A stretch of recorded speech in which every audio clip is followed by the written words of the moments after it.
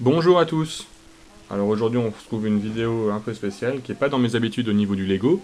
C'est-à-dire que je vais pas la monter image par image pour des questions techniques, pratiques, temporelles, etc., etc.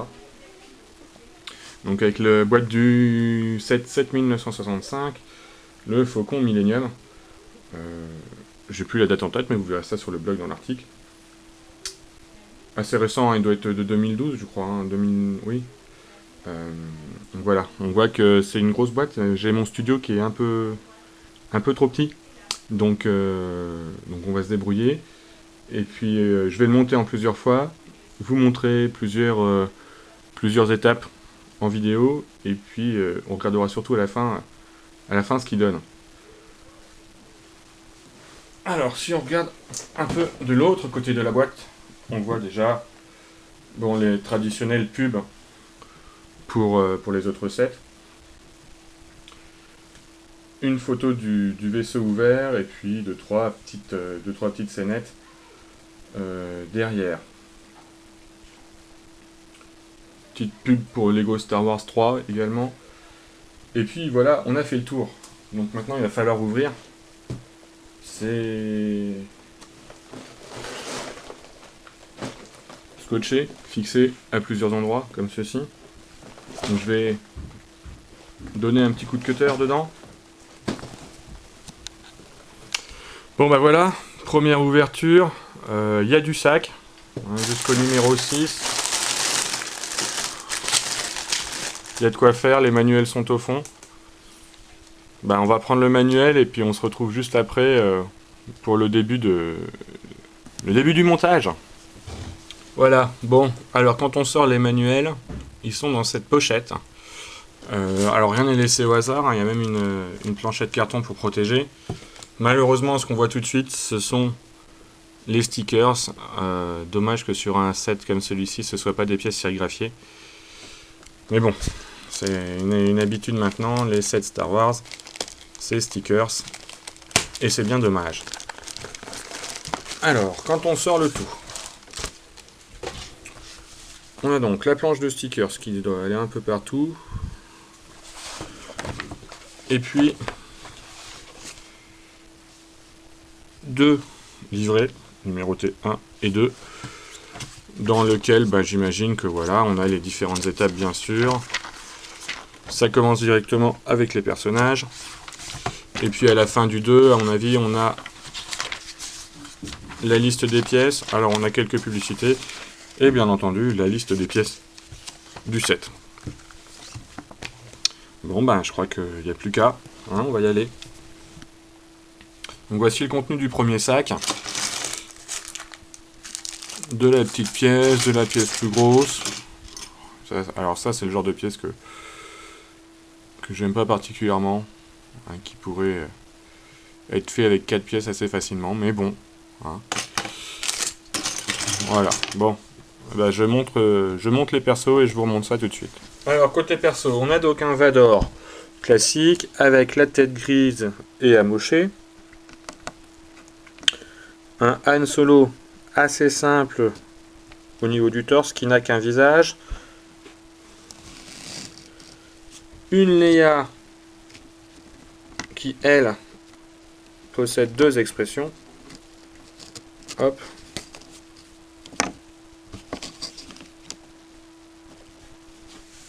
Voilà. Un Chewie. Un Obi-Wan. Malheureusement qui n'a pas de cheveux, donc qui ne peut pas être présenté sans sa capuche et sa cape. Et pour terminer, un Luke, donc équipé d'un blaster, d'un sabre, ainsi que du casque d'entraînement. Alors pour le casque d'entraînement, il possède à l'arrière de la tête la visière pré-imprimée sur la tête, sur le crâne. Voilà.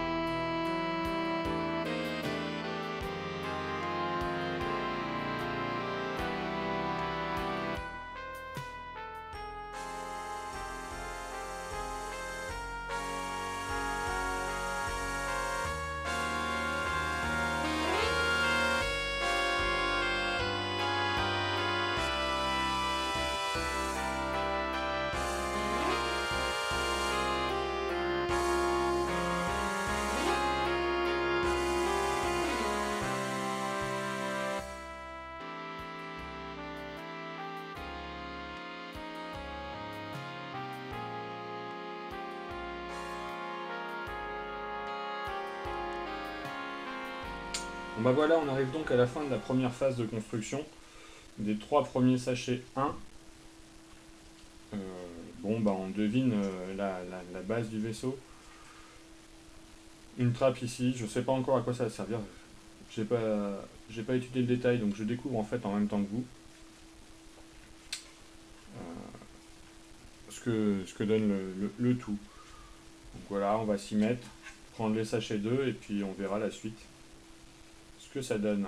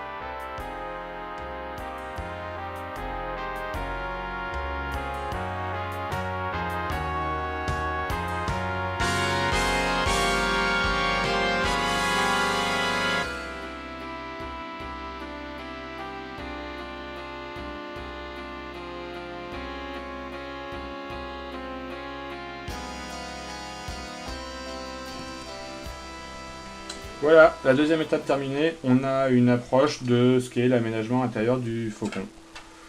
Et ici, on commence à deviner un peu la forme extérieure. Donc il n'y a plus qu'à continuer sur cette lancée et aller faire les petits sachets numéro 3.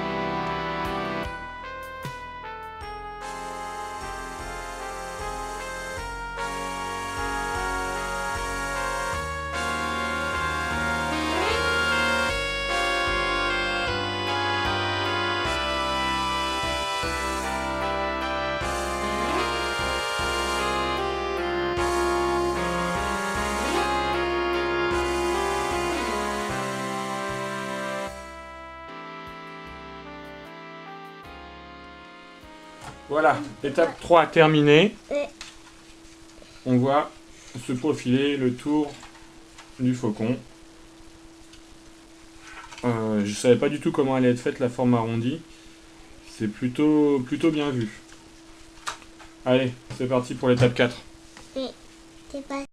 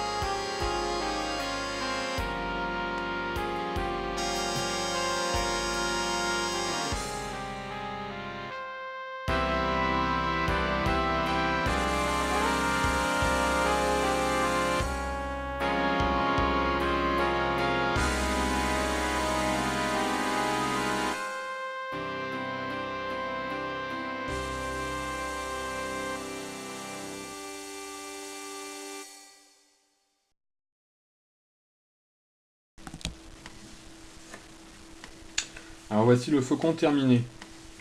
Si on jette un coup d'œil sur la vue de dessus, on a donc un radar rotatif ici, une tourelle qu'on peut incliner et faire pivoter, le poste de pilotage pour une personne, et en dessous, un autre canon qui pivote, les missiles Lego pour que les enfants s'amusent bien, là, la trappe pour rentrer dans le vaisseau, les pieds, alors ne sont pas rétractables, mais sans ça on ne pourrait pas le poser, donc c'est pas plus mal. Et puis pour terminer, une autre trappe ici, on va voir l'intérieur. Alors ce qui va être intéressant sur ce vaisseau, ça va être de l'ouvrir. Pour pouvoir profiter de chaque pièce. Donc ici on a la fameuse pièce. Je sais plus comment s'appelle ce jeu d'échecs spatial, où les droïdes et Chewie jouent. Là, un autre poste de pilotage.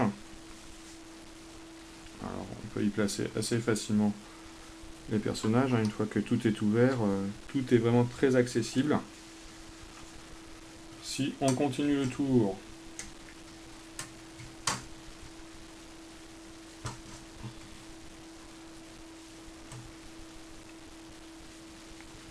on a une autre pièce ici avec pas grand chose de terrible, mais ici une trappe. C'est la trappe dans laquelle ça se cachait la princesse et les autres personnages en arrivant sur le destroyer impérial. On continue encore. La petite salle d'entraînement avec le druide face à Luke. Alors pour le coup on va lui mettre sa tête avec la visière. Voilà, donc imaginez le petit laser qui le grille gentiment. On peut continuer encore. Bon là de ce côté-là, donc on remarque une petite fragilité sur cette pièce-là.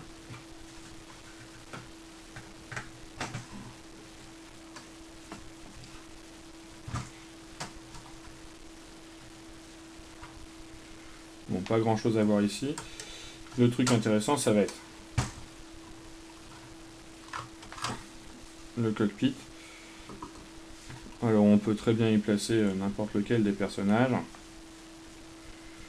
À moins que Chouin ne tienne pas, non, ils tiennent tous. Très facile à mettre en place.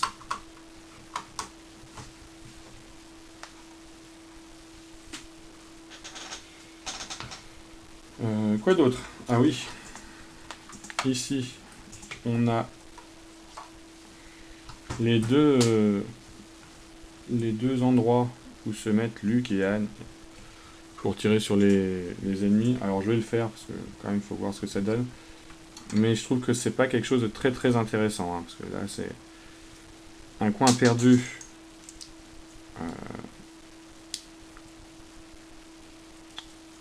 Du vaisseau, donc il faut imaginer que les deux sont dos à dos, ici, et ils sont simplement glissés dans cette partie-là du vaisseau.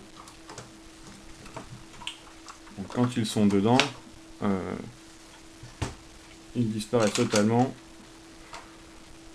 et ça sert pas à grand chose.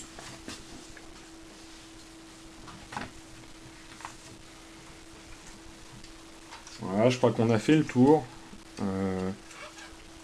Ça pèse son poids, je sais pas combien ça fait, je l'ai pas pesé. Mais c'est un beau vaisseau, vraiment un beau vaisseau. On retrouve bien l'esprit du film. Alors au niveau de l'échelle, bien entendu, c'est pas ça. Hein. Par rapport au X-Wing, si on le met côte à côte, ça va pas. J'aime beaucoup là l'effet avec le tuyau, la propulsion.